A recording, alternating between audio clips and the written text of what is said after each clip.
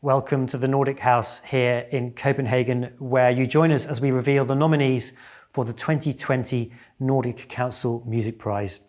My name's Andrew Mellor, I'm a music journalist, and joining me from London, hopefully, is the Icelandic composer and chairman of the committee for this year's Nordic Council Music Prize, Anna Thorvaldsdottir. Anna, are you there?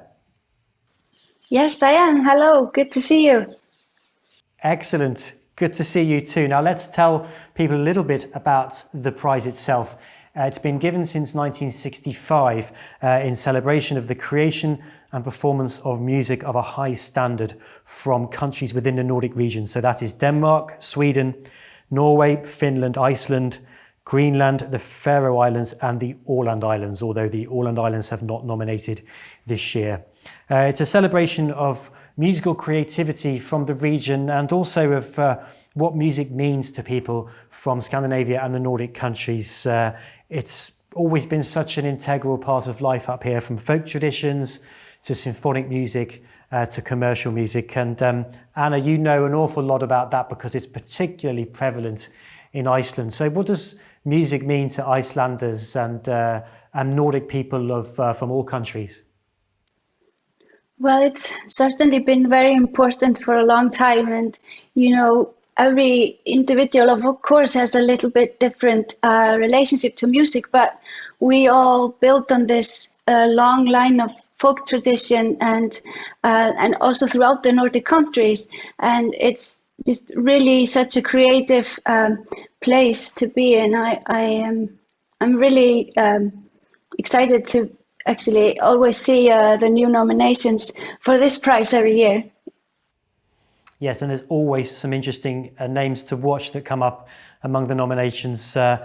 Previous winners include Björk, Kaja Sariaho, Erik Eriksson, and Anna, you yourself are a previous winner of this prize, and you're also chair of the committee this year. That must be quite a task, a fun task, but one that keeps you busy.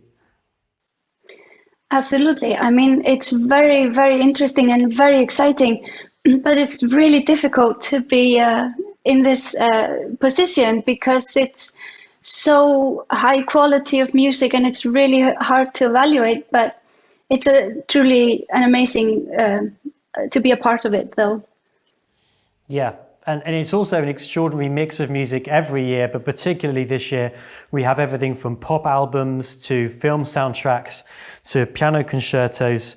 And there are certain unifying features, but yeah, the range of music is astonishing. So let's get on and take you through the nominations. We're going to go alphabetically through the countries, beginning with Denmark and ending in Sweden. So Anna, we start in Denmark with our first nomination. Tell us about who this is.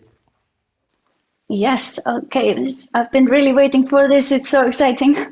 So the first name coming from Denmark is Niels Rønsholt, Songs of Doubt, which is a song cycle.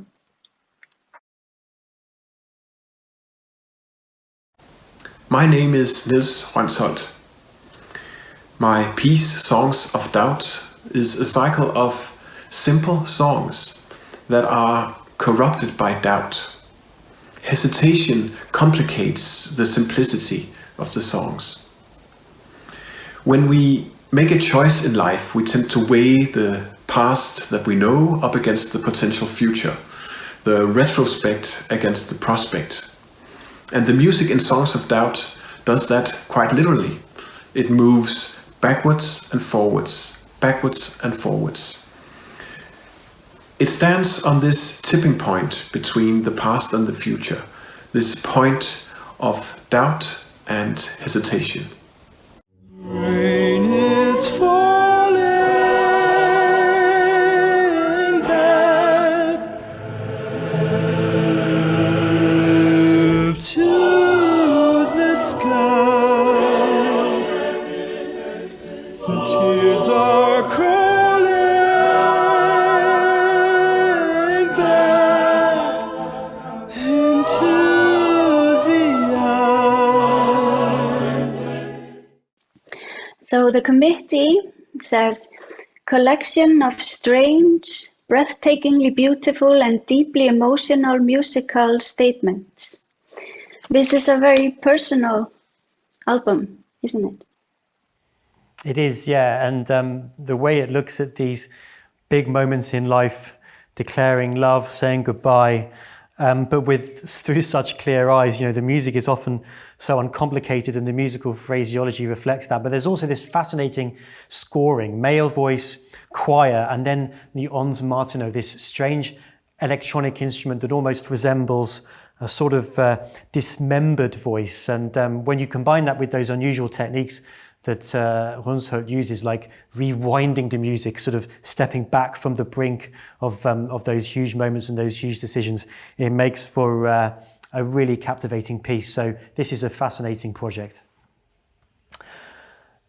And yes, so we stay in Denmark, Anna, with the second Danish nominee. The second nomination from Denmark is Den Sorte Skole and Carsten Fundal, Symphony 2 for sampler and chamber orchestra. And we hear from a statement from Carsten Fundal and Den Sorte Skole, in which they describe their piece as a crazy hybrid, a dark and raw work. And that's certainly what it is. And let's hear a little bit of it now.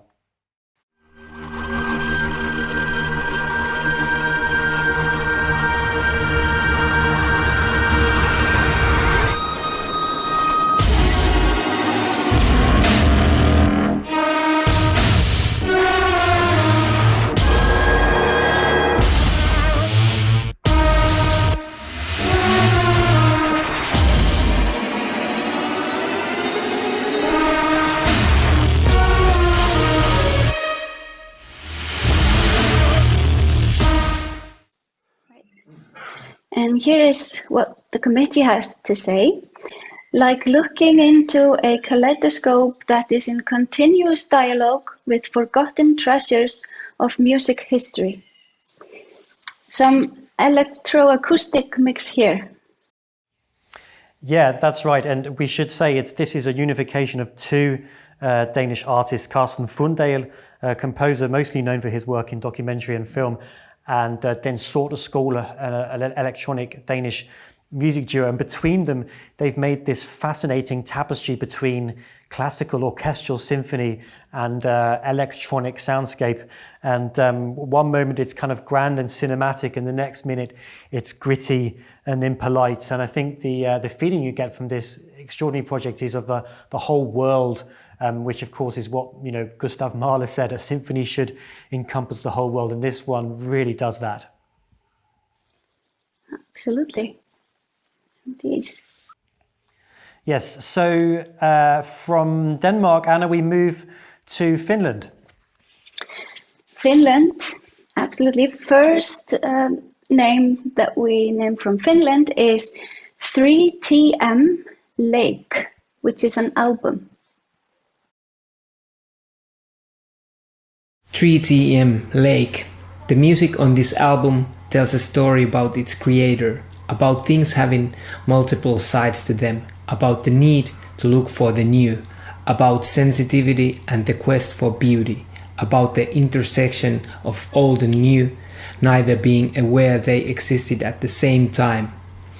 This music was created to praise nature, nature which we human beings are one with, even if that often seems to be hard for us to understand. This music is dedicated to everything living and dying.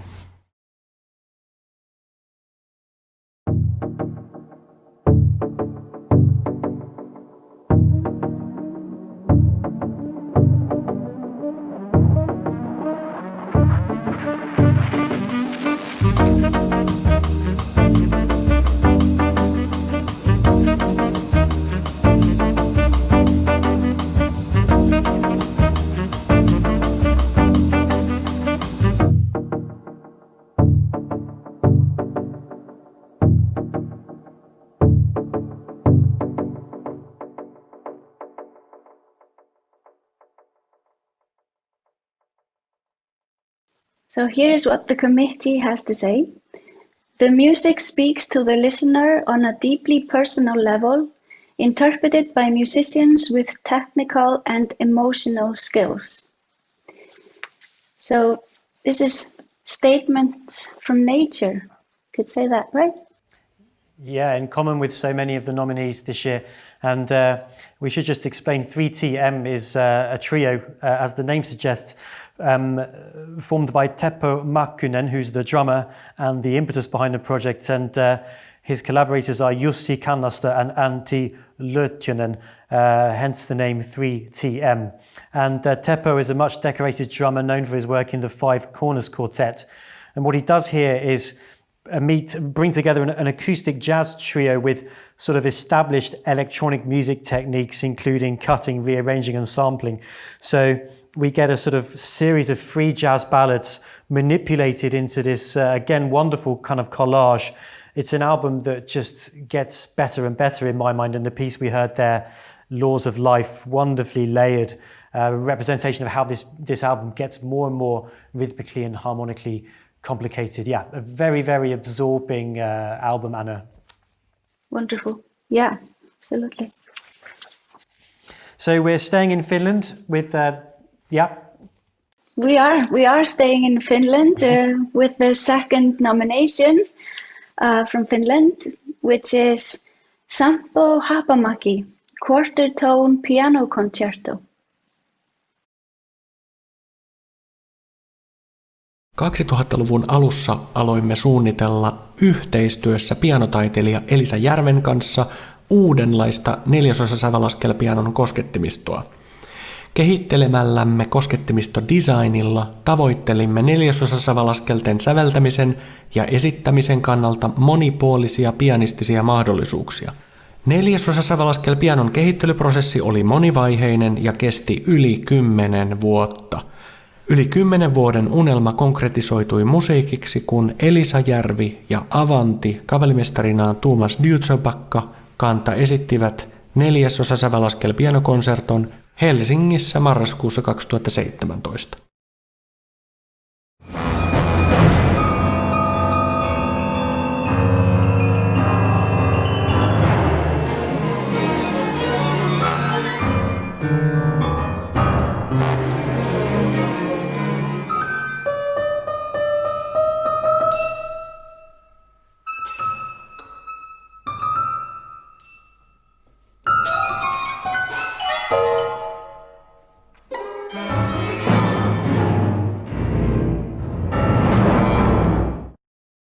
Yes. Here's what the committee has to say. The concerto is a unified, impressive whole in which Hapamäki's journey of discovery over the years has been crystallized into an exuberant, strangely beautiful tonal language. Quite the take on quarter tones here. Yes, and quarter tones, we should explain the notes between the notes if one imagines the piano keyboard, and in fact we saw a picture of it there, literally in this case, the grey notes in between the white notes and the black notes. Now, Anna, quarter tones are something you've used beautifully in your own music, and they take us to another place, don't they? They sort of open a door to another musical world. Absolutely, and they exist in our natural spectrum. And what I've also in this piece, he uses the piano with quarter tones, which is very special.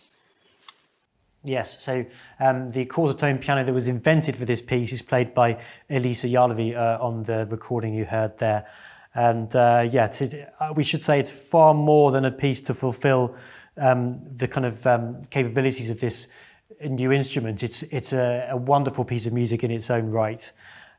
So from that very particular sound world of Seppo Hapamäki, we move from Finland to the Faroe Islands, Anna. Yes, the Faroe Islands have one nomination this year, and that is Janus Rasmussen, Vín, which is an album.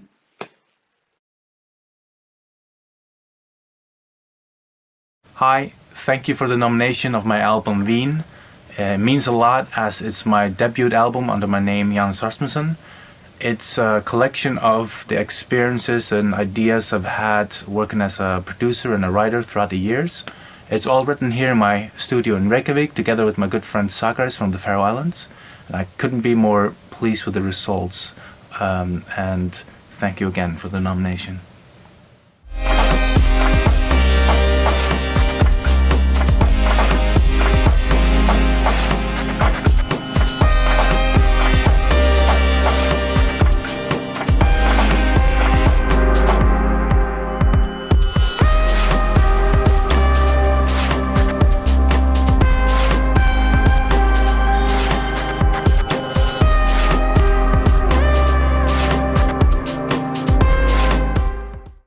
Yes. So the committee says Rasmussen reviews himself as a talented musician who allows total technical command and restrained poetry to go hand in hand. This is debut album. Yes, his debut album, and it's laid out like a sort of DJ set across 12 instrumental tracks. And well, Anna, as an Icelander, perhaps you understand a little bit of Faroese, but it seems like Janus Rasmussen has, well, the name of his album is Vind, the Faroese word, I think, for wine or alcohol, and the track names are just as evocative, aren't they? Colours, times of the year. Indeed. Mm-hmm. It's a beautifully mixed, very organically built album, written as Janus said, in Iceland, and he has said, in fact, that Iceland has shaped him significantly as a musician, and that it's impossible not to be affected by the nature of Iceland. Something I'm sure you can relate to, Anna. But from Iceland and the Faroe Islands, we move northeast to the biggest island in the world, Greenland. Yeah. From Greenland, we have Rasmus Liebert, Livet skal leves på ny, which is an album.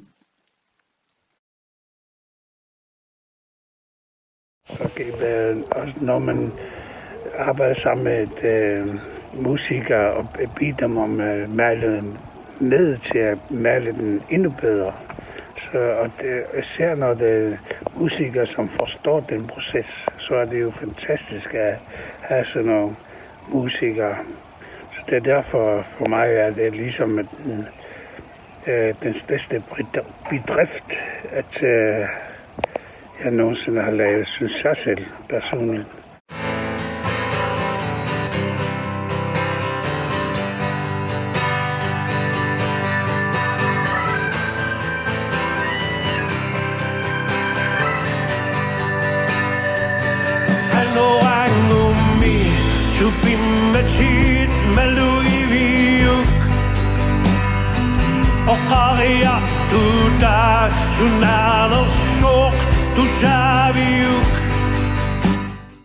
Yeah, here is what the committee has to say. A magnificent work, the culmination of his lifelong career as a songwriter, singer, actor, and performer in various genres. This is a personal story and with quite a stylistic range. Yeah, deeply personal, and a really sort of sounds like a love letter, not just to Greenland, in fact, but also to Denmark too. And we heard Rasmus saying in the video there that he rarely sings in Danish, and he rarely gets so political, but there are some strong political statements here. There are also some just frankly wonderfully feel-good pop songs, and a special atmosphere that sort of pervades the whole. It's also, incredibly diverse. He's joined by a West African drummer, by British musicians, by Danish musicians, and musicians from elsewhere in Europe. So, yeah, a wonderful album in a traditional sense, expanse, variation, and a project that really takes you on a journey. Absolutely. And these nominations, they're so diverse, they're so different from one another. They are. We have a little bit of everything, yeah, and none more so actually than the next nomination, which takes us to Iceland.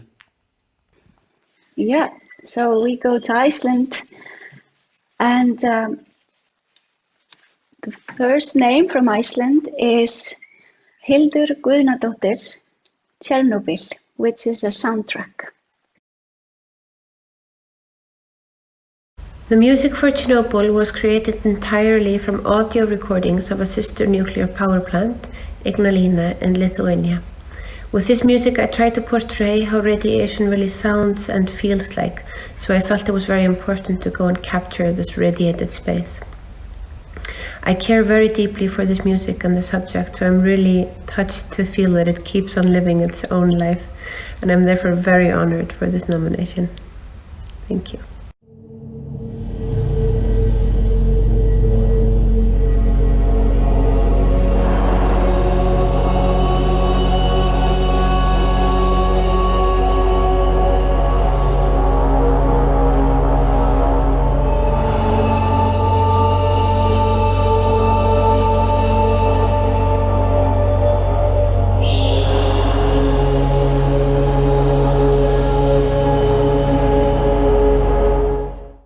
Here is what the committee has to say. The music stands alone as an immersive composition, while subtly and powerfully evoking the terror of the events it describes. Certainly not an easy subject. No, certainly not an easy subject, and not an easy brief either when Hildur was asked to write this score by the director of the film, who requested, I think, that she not include any traditional instruments. And as she explains in that video, she's used almost exclusively samples from the turbine hall and reactor halls of this nuclear power plant in Lithuania. And what an extraordinary sound she gets from processing those samples. The sound of radioactivity itself, a sort of throbbing, creeping, ghostly evocation of a hollowed out place, and such a strong sense of place in this score, Anna, as well as a sort of handling of the two sides of the story, you know, this human suffering on the one hand, and on the other hand, the very specific nature of a nuclear disaster. So I think this is a remarkable achievement from your compatriot from Iceland, and sort of music that opens up new vistas to many of us, even those of us who are involved in music every day. Certainly. Good. So we're staying in Iceland, and another piece of sort of traditional, you might say, Icelandic landscape music. Yes, so the second name from Iceland is Veronik Vaka, with the piece Lent, which is an orchestral work.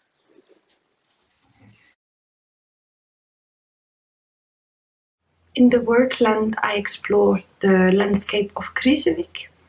I researched the inner corridors of steam, the different layer of temperature, the soil components, as well as other features of the landscape. These characteristics were abstractly translated to music as I extracted the structure, the time progression, and the music parameters with emphasis on the sound combination and the texture.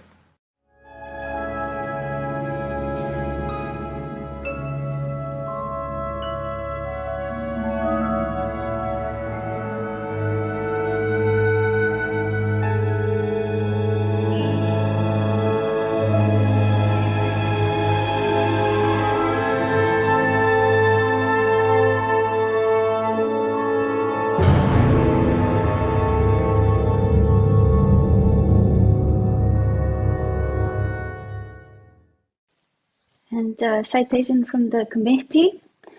Her collection of works shows increasingly innovative means of translating nature into musical forms with excellent craftsmanship and lyrical sense. Veronik is a Canadian composer who's been living in Iceland, working with landscapes into music. Yeah, and it's so interesting to hear that tradition of transferring Icelandic landscape into music, which of course goes back to Jon Leifs, and is something very prevalent in your music, Anna, but seen now or heard through the ears and creativity of someone who comes from the outside. And this piece is a huge canvas and full of extraordinary detail. It ripples, inhales, exhales, and it's luminous and subtle, but it's remarkable, I think, how she uses, Veronique, the instruments themselves. We have these beautiful instrument combinations, harp, celeste and percussion. Wonderful way of kind of migrating themes and ideas from one side of the orchestra to the other. And also electronic elements similar to those we heard in Hilda's piece. So from Iceland, we move south now to Norway. Yes, indeed. So from Norway, we have Ørjan Matre, Lyriske stykker, which is an orchestral work. Mitt verk Lyriske stykker noe midt imellom en komposisjon, en leken orkestrering og et slags kommentarverk. Det baserer seg på 6 av Edvard Griegs klaververk, der jeg går inn og forstyrrer og forstørrer hans materiale gjennom min dels minimalistiske og spektrale instrumentering. I siste satsen han dessuten solist selv gjennom et voksrullopptak fra 1903.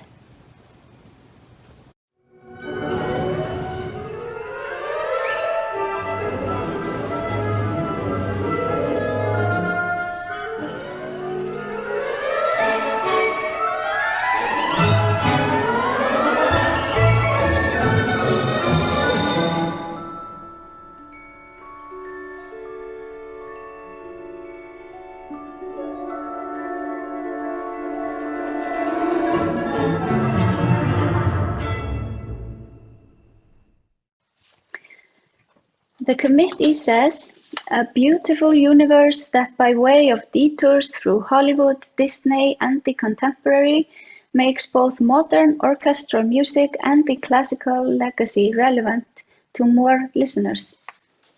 So this is a take on the past in a way, isn't it? Yes, it is. I think it builds on a certain tradition right now in Norwegian music to sort of find the country's musical traditions a source of both inspiration, humor, reflection, and nobody does that quite like Ørjan Matre does. He has this wonderful way of toying with the heritage of his own country, and as he was explaining in that video there, he takes Edvard Grieg's lyric pieces, or 6 of them, and turns them on their head, looks at them through various different lenses, prods them, pokes them, makes them dance, and also includes Grieg's own piano playing in the piece, which we hear at one point emerging from a sort of phantom piano. Yeah, beautiful delicacy there from Matre. He always knows how to draw his audience in, I think. Speaking of which, the next Norwegian nominee. Yes, then we have Trond Reinholdsen, Theory of the Subject, which is a piano concerto.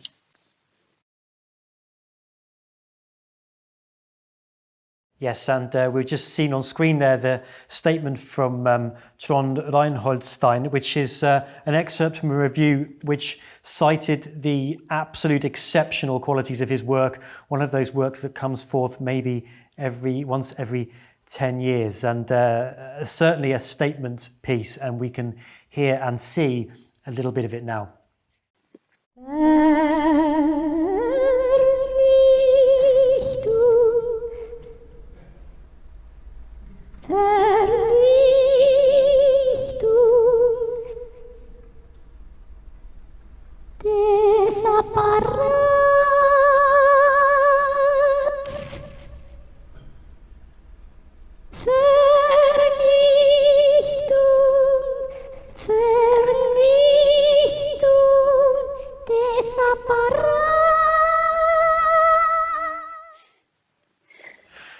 So the committee says, a combination of traditional high-level orchestral craftsmanship mixed with Dadaism and performance, the goal being to transcend and interrogate boundaries and perception.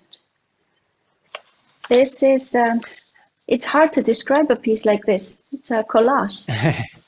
It is hard to describe it. Yeah, it's very much a Gesamtkunstwerk. And I mean, we saw at the end there, to put that video in context, that's the pianist who plays the piano concerto after we experience this lecture, performance piece, film, mime, even synchronized swimming.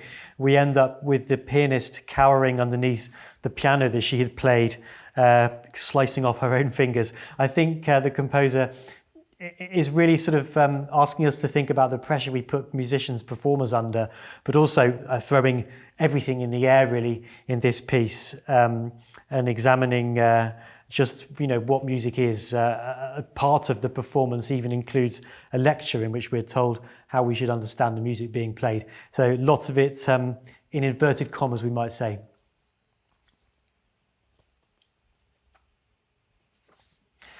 So from Norway we move to Sweden, Anna.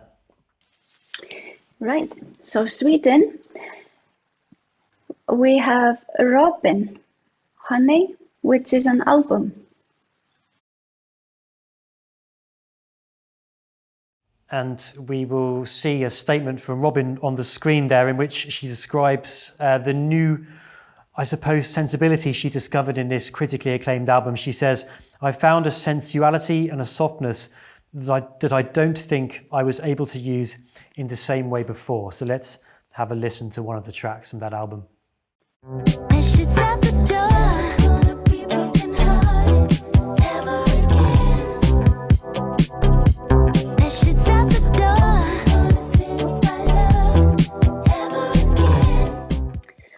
Here is what the committee has to say. Against the backdrop of a foundered relationship, the story is told of a person going through change, who turns in on themselves before gradually finding the courage to venture out again. This is a first album in a while from Robin. Yes, Robin's first album for 8 years. And I mean, that citation really, in a way, captures her career, an artist who has never just done the next thing that a more ordinary pop singer, synth pop artist might do. She's always tried to probe that bit deeper. And yeah, I mean, there's huge emotional complexity and depth in this album. We have this lingering feeling that nothing really is resolving. There's a sense of pain in the background, these dismembered voices and these clanking industrial sounds that sort of stalk many of the songs, and also quite a pertinent song, Beach 2K20, in which Robin imagines a sort of beach party but tantalizingly out of reach. I think many of us can relate to that right now. Yeah, exactly. So one nominee left, Anna, and yes, and the second from Sweden. Yeah, so the last nomination coming from Sweden is Andrea Tarotti with A Countess, which is a concerto for 2 violins and strings.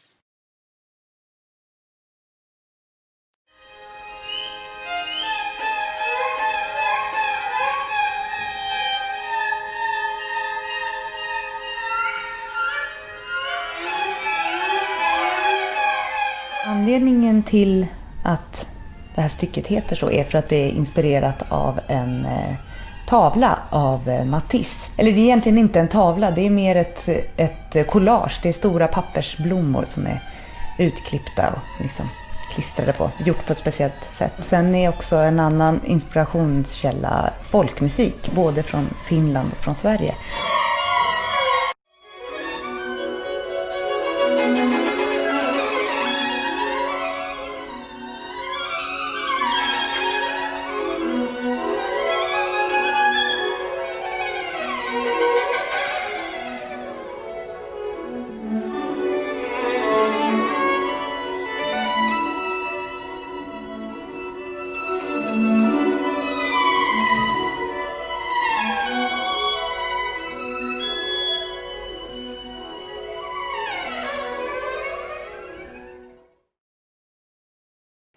The committee says her music carries a rare poetic luster that is simultaneously urgent, encouraging, and beautiful.